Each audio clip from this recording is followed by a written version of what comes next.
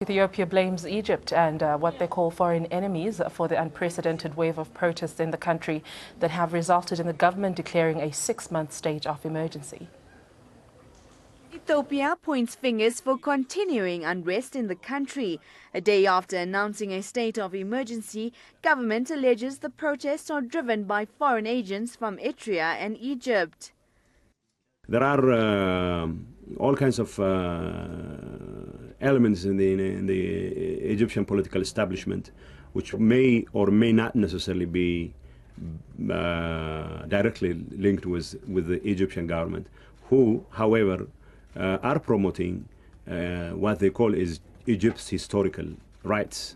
Protesters from the majority Oromo and Amhara ethnic groups say they are marginalized by the minority Tigerian-led government, which they accuse of monopolizing power and controlling the economy.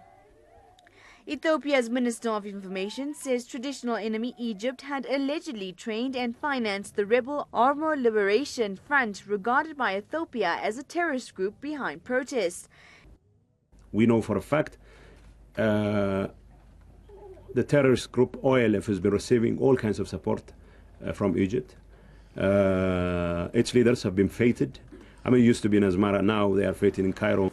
Ethiopia's government is facing the biggest challenge of its 25 years in power, with anti-government protests spreading, foreign-owned companies targeted, and a harsh security crackdown that has killed hundreds so far, failing to quell the unrest.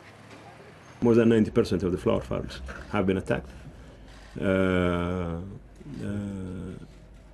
Textiles, agro-processing plants have been attacked. Some of them fully destroyed, some partially destroyed. Ethiopia is building a hydropower dam on the Nile close to its source in the Ethiopian highlands, raising fears in Egypt, which depends on controlling the flow of the Nile's waters for its survival. Bureau Report, ANN 7.